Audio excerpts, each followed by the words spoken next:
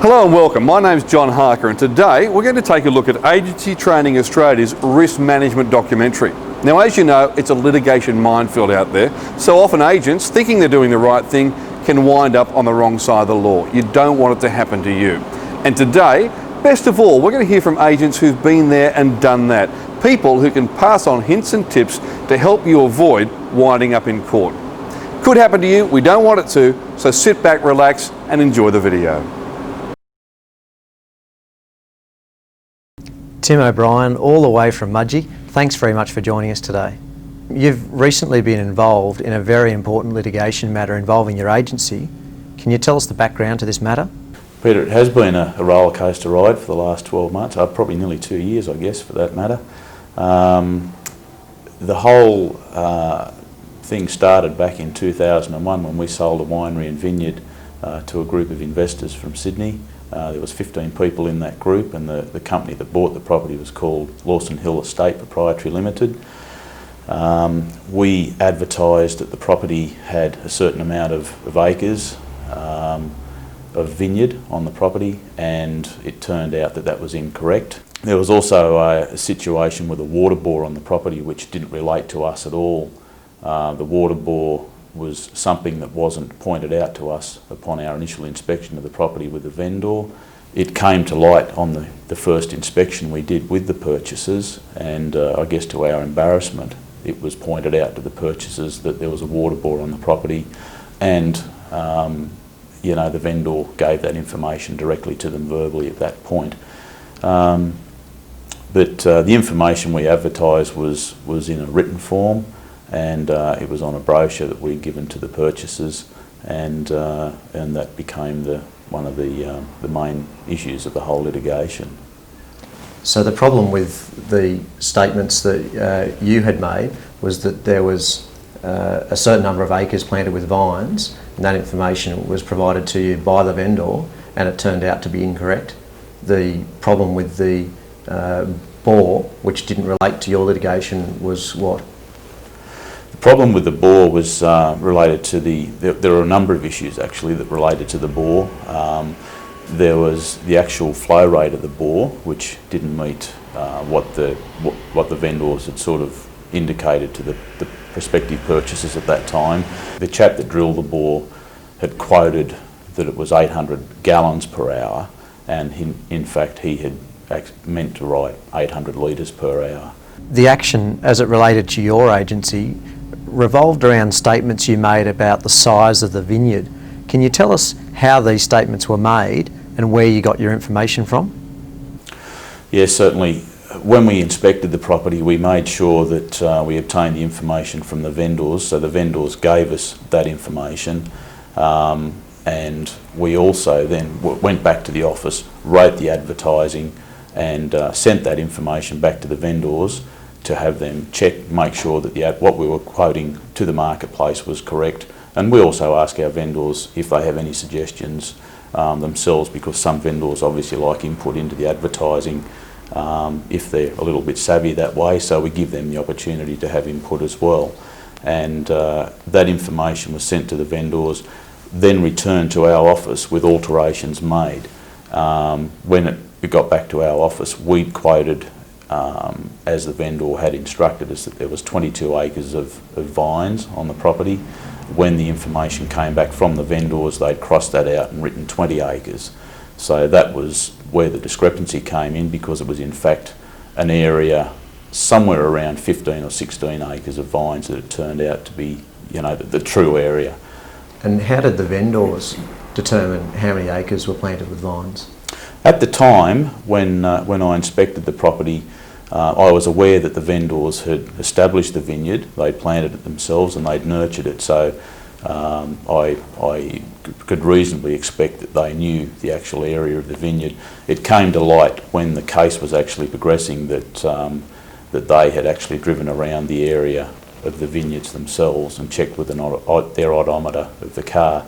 At the end of the case, I'd said to my legal people, look, what is the area of the vineyard that should have been quoted? And none of them could tell me. So, and why do you think this ended up in court?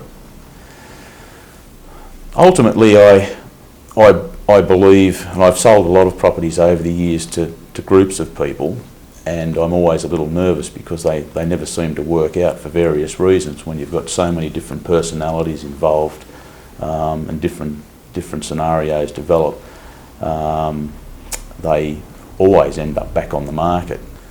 I firmly believe that it resulted in court primarily because of the question over the area of the vineyard and the bore. They were the two main issues. But personally, I also believe that that it didn't work out for those investors, and they really looked for a way of getting out of the situation that they were in. And I think they used the law to their advantage when they could to do that. One of the interesting points that came out of the whole situation was our legal representation cross-examined the other side on the profitability side of their business, and also some bottled wine stock which they were unable to sell.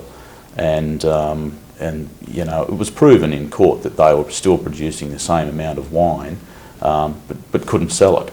And to me, that was a clear indication, certainly not to the court, but to myself, that they weren't able to market their product successfully. And I think when that happened, they obviously looked for a way of getting out of the whole situation. And of course, in these circumstances, and I was certainly unaware at the time that the agent will always be involved in it because they have professional indemnity insurance. Before this went to court, did you ever expect that statements that you made in the course of selling a property would end up the subject of litigation?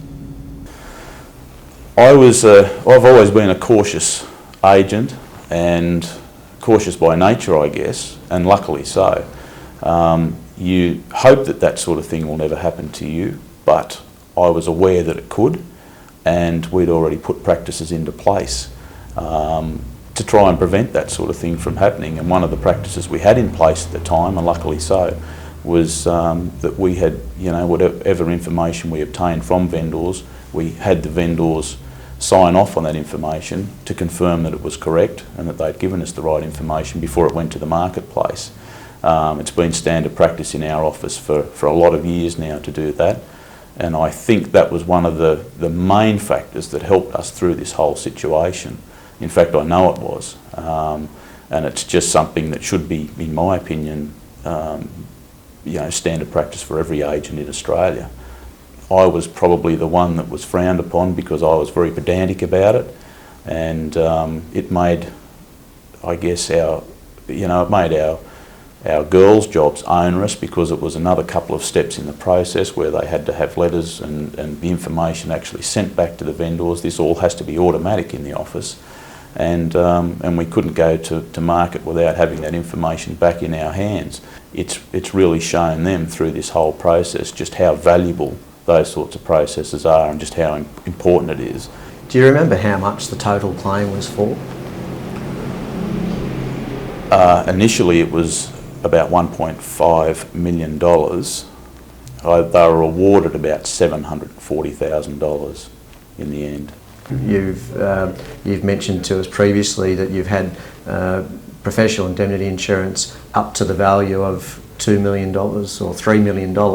Had you had cover, say, of $1 million, this could have been a lot more trying. Is that right? No doubt, it would have been catastrophic. We were very fortunate in that we had taken out initially a professional indemnity insurance sum of $1 million and upgraded it to $2 million just prior to this. I can't remember what the reasons were. I'm fairly certain that was some advice that came from the industry at the time, and we'd taken heed to it and upgraded it. And when we had the $2 million professional indemnity insurance in place, thankfully. But yeah, without that, and I can say from going through this process that without that, the ordinary person off the street, I believe, probably can't afford to defend themselves in the federal court if they end up that far. A lot of agents would expect that this sort of thing could never happen to them. What advice would you give to fellow agents having now been through this process? Well, first and foremost, you've got to take preventative measure. You've got to make sure that you don't, or try to eliminate the chance of ending up in this sort of situation, and the only way you can do that is to put into place practices in your business and systems and policy. I think that you have all the information that comes from your vendors must be signed off and confirmed by the vendors, as we did, and that was probably the thing that I believe saved us in this situation.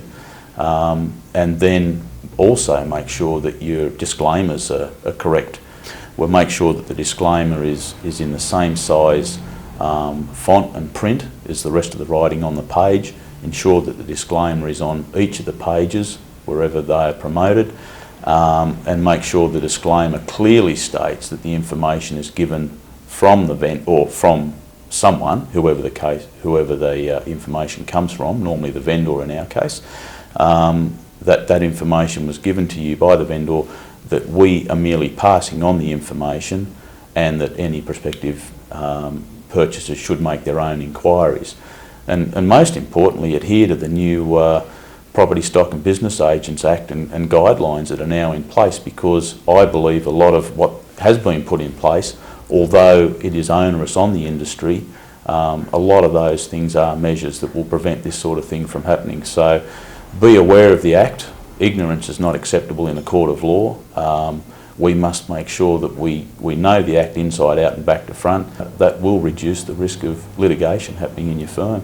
Having been through this litigation, are there any changes that you've made to your own business practices to prevent this sort of thing happening again? We have been back and reviewed our disclaimers and made sure that they are right. And we've also just refined the process of getting the information to the vendors and getting that back, and making sure that that information doesn't go to the market until it's signed off by the vendors. The only other thing that we can add to that process, we think, to ensure that it is right, is we've undertaken to have an audit, an independent audit done on our office, which we believe is absolutely necessary, and that'll be done by ATA, just to make sure from an independence point of view that we are following the correct systems and procedures, particularly under the Property Stock and Business Agents Act, but also any other little bits and pieces that person might pick up on, just to fine-tune the operation. We've also taken the opportunity with our legal team that represented us in the litigation of having them look at our disclaimers and our advertising and marketing policies as well, just to make sure that they're happy with it all, which they are. But we think that we just like to have it double checked by someone else as well within the industry. Do you have any idea of the total number of hours you've probably spent travelling to Sydney, speaking to solicitors and barristers and attending court? Hundreds. The hours spent writing statements, studying notes, and giving support to the legal team that we had would be another many hundreds again. Tim, what would have to be the three biggest impacts this litigation's had on your business? Probably first and foremost, the impact on myself emotionally, just the time it's taken, the emotional strain. You look back and think you've nearly lost 2 years of your life. It had an impact on our office as a whole and my family. My family didn't see a lot of me for 2 years because of the reasons I've just given you. And there's also a financial cost, despite the fact that we were covered by professional indemnity insurance. There's the financial cost of travelling to and from Sydney. There were air trips to and from Sydney. There were accommodation, meals, all of that sort of thing, and it all adds up over a 2-year period. You know, I guess I could have had probably somewhere in the vicinity of 30 or 40 trips to Sydney over that time. The other impact on our business, of course, is the fact that, you know, we've lost sales and that's immeasurable. We don't know sort of how much business we've lost. The time that I was coming to Sydney, writing statements, working on the actual case, was time that I wasn't on the phone to clients, that I wasn't writing advertising, that I wasn't canvassing for business.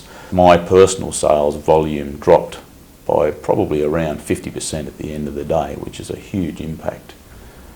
Tim, congratulations on the success of your case, and thanks for talking to us today. Thank you, Peter.